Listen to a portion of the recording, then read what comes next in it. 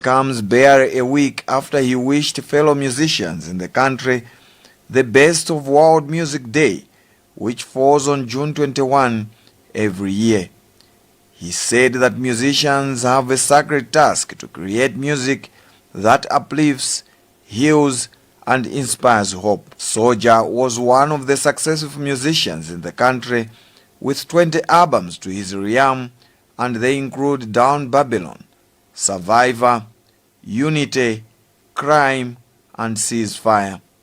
Jane Kongwa Kachipasonga, who starred as a dancer in Zembani band for years and was discovered by Lucius, said she is at pains with his days. Blantyre Water Board Chief Executive Officer Robert Hanja, who used to star with the Joshua Generations, recalled Lucius's track Education, saying the world of tomorrow will need education. He described the lyrics in the song, which he said is his favorite, as mature, and he said that Lucius was a great guy whom he got along with, and he influenced him in music during his early musical days.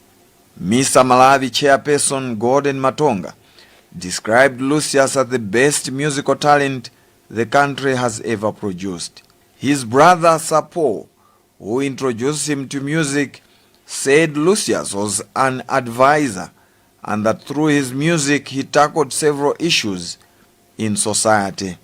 Lulu, who played with Lucius for years before he went on to form his own band Matumela, said the country has lost an icon who taught him music. Sam Smack, who is Zembani band leader, a group that Lucius established, said they have lost a pillar who led them in their musical growth. Lucius collaborated with several artists, and he was timely in his acts as he survived the changes in the musical landscape by working with the current generation of artists. Until his death, Lucius, who also served as Member of Parliament, hailed from Balaka district. A presidential advisor on youth and arts, Lucius is survived by a wife and 2 children. May his soul rest in peace. I'd like to dedicate this song to all the oppressed people, the downtrodden people, the poor people of Malawi. Some young Malawians have petitioned the Malawi Human Rights Commission on the government's handling of the labor export deal with Israel. The job seekers want the commission to assist them in their call for the government to prioritize them in the recruitment process of workers for Israel's agriculture sector. Pempero Malimba has the details. Israel Job Seekers Chairperson Dingiswaya Kumwenda, whose group has at least 1,500 youths, said they are expecting MHRC to engage relevant government authorities on the matter. He said their complaint is based on the fact that they underwent various processes related to the deal. Still more, we have hope that as they are proceeding with the engagements through their personnel, they will help us to be considered. Because if we refer back to the press briefing on 31st May, it was clear that the Minister of Labour is willing to consider our group, that is those of us who were already recruited through the agency in the agricultural sector.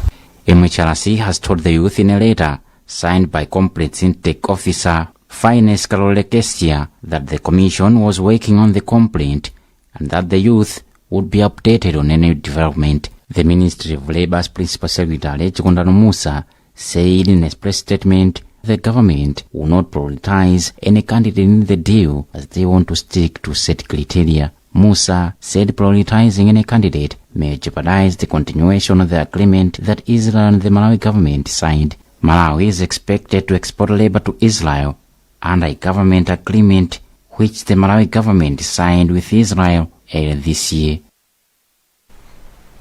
The Anglican Church has warned its faithful against spreading false information on the death of Vice President Saulos Chilima.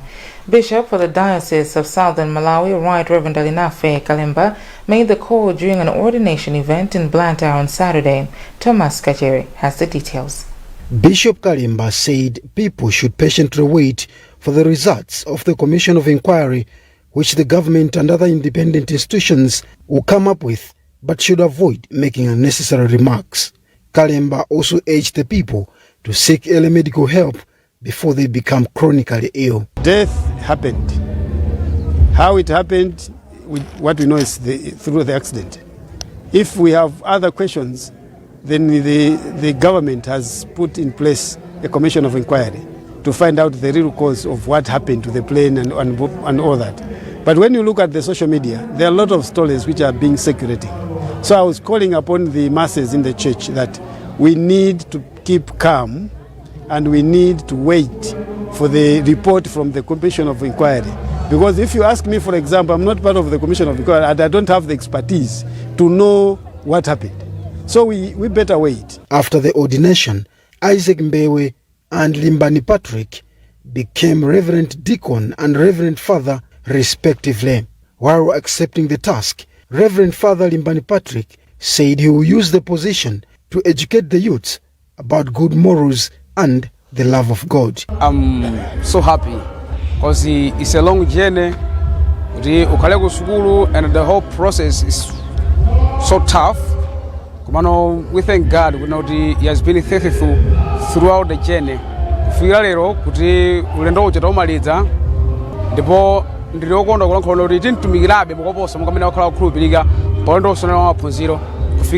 On his part, retired Bishop James Tengatenga encouraged the ordained to work hard in spreading the gospel.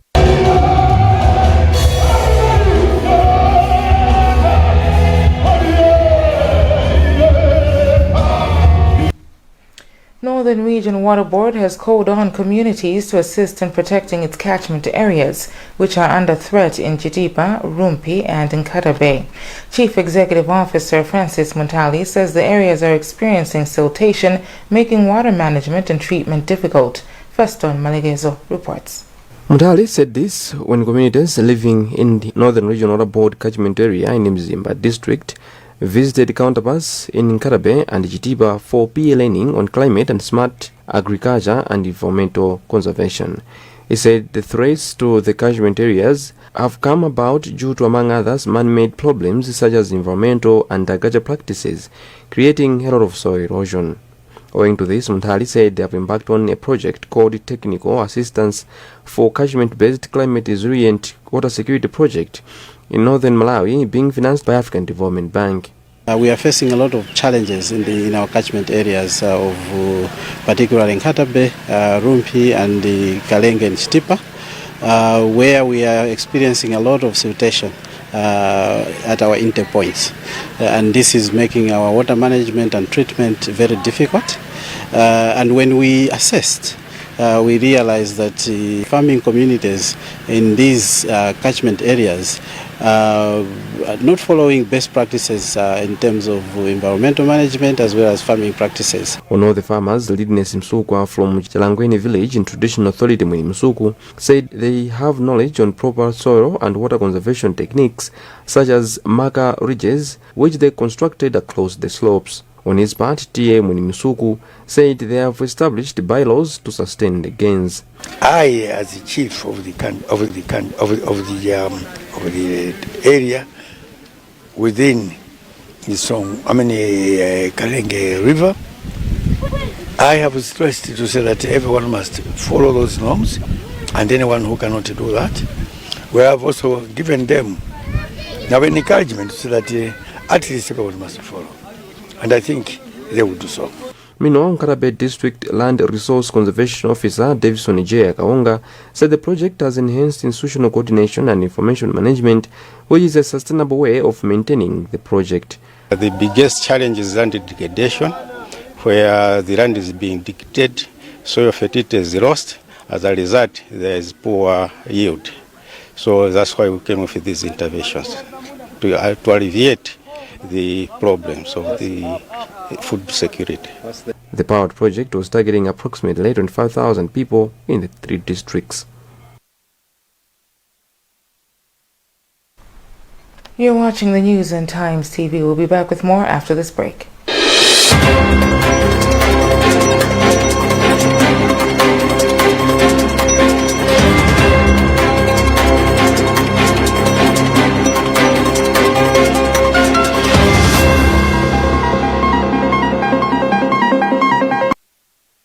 some of the best start from the streets of Africa.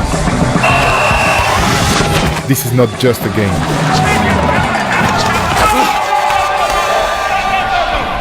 It's a feeling within us. It's expressive. It's a passion. Play for the fun, play for the thrill, play responsibly. Proudly African, bet with the best. Premier Bet. You have all your MASM information in one place. With the MASM mobile app, all MASM members register on the MASM mobile app. Download the app from Apple Store or Google Play Store. Install and open. Click register to register. Enter your membership number. The default membership number has 9 digits. If you don't succeed, try 11 digits. Choose your name, password, and OTP destination. Remember, when adding your mobile number, 265, not plus 265. You can also register with your email address easily and keep updated with your MASM account right in the palm of your hand. For more information, email infodesk@masm.mw or visit www.masm.mw.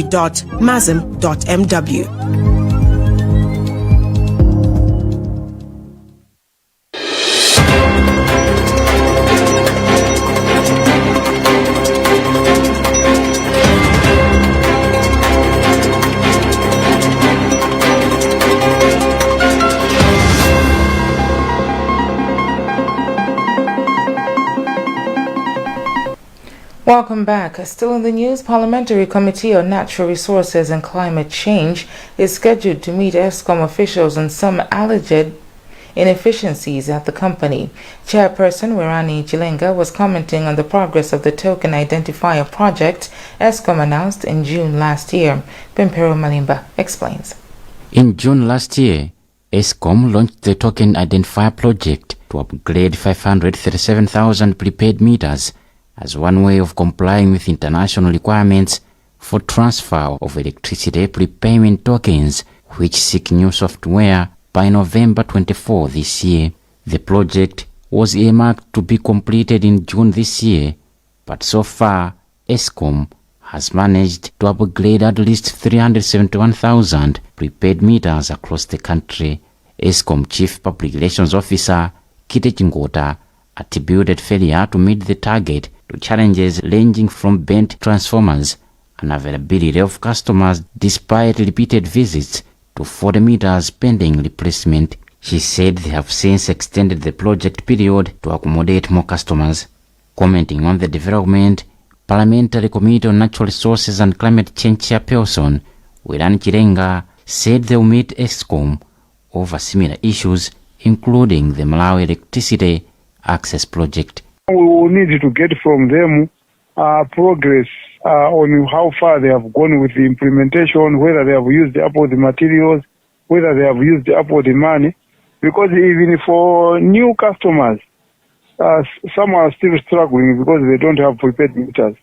So it's like they are failing to complete the implementation of the project because they have run out of materials. According to ESCOM, customers whose meters will not be upgraded by November 2024 will not access electricity, as the meters will not be able to access recharge tokens. Pentecost International Christian Center Senior Pastor Esau Banda has encouraged Malawians to trust in God as the country passes through tough times. Banda was speaking in Lilongwe on Sunday during a mega Sunday service the church organized. Taonga Sabola attended the service and speaks to Banda. Today's theme, which is God will work it out, is very important and is a timely message for the country and the people of Malawi because of the so many struggles that we have experienced as a country, economically and otherwise, including the most recent tragedy where we lost 9 people in a plane crash. The country is still in the season of mourning, and so it was an appeal and an encouragement to the people of Malawi that we should never lose heart or lose hope, but that we should look up to God, because as we saw scripture examples, God is able to work things out for us as a country, as families, but also as individuals. What gives me and what should give all Malawians the confidence that God will work it out for them is what we discussed when I was preaching. We looked at all sorts of examples. Initiative for Health, Education and Sanitation has called for more collaboration in supporting vulnerable communities in the country. Executive Director Christopher Mafotetsa made the call when the organization donated a wheelchair and other essential items to Gertrude Mazinga of Samuel Village in the area of traditional authority Kadewere in Chiradzulu. Lola Nimpasa has more in this report read by Sam Banda Jr. Gertrude Mazinga, a local Mandasi vendor, has faced significant challenges due to her disability, which began at the age of 5. Before this donation, she had never had the opportunity to own a wheelchair, making her daily activities and business operations extremely difficult.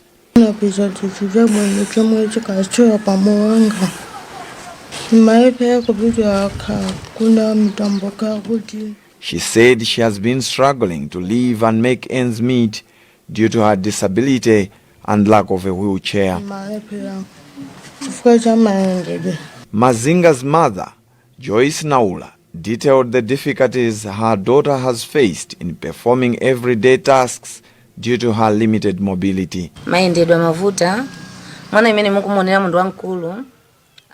She expressed optimism about the future, noting that the wheelchair would open up new possibilities for her daughter's business and personal well-being. EHES Managing Director Christopher Mafotetsa said the donation is part of their broader mission to improve the quality of life of people with disabilities and to promote their social and economic inclusion. We find it necessary because it's one of our programs that we do as an organization in terms of health. So we received a request for such need. We thought to source the chair to donate to Gertrude. As you have already heard from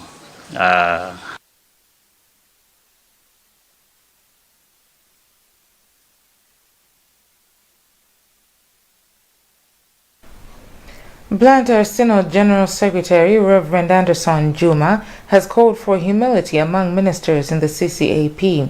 Juma made the call at Zomba CCAP, where former Associate Minister Reverend Dr. Takuze Chitsulo was bidding farewell to the congregation in the old capital. Juma explains to our reporter in Zomba, Jarson Malawa. We've learned from Reverend Dr. Chitsulo the humbleness in him. We need to be humble.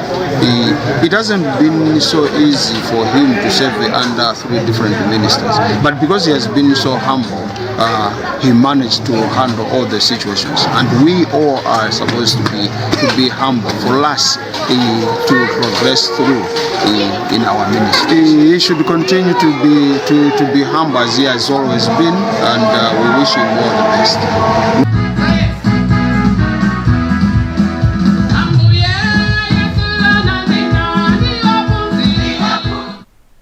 In his remarks, Reverend Chitsulo said he has left Zomba CCAP a happy minister. These have been wonderful years. I've learned a lot through my time of serving as the Associate Minister here at Zomba CCAP. These years I've learned a lot. Zomba CCAP being a big church, there were a number of activities that helped me to be like I'm in a classroom where I'm learning a lot from what was happening here at Zomba CCAP.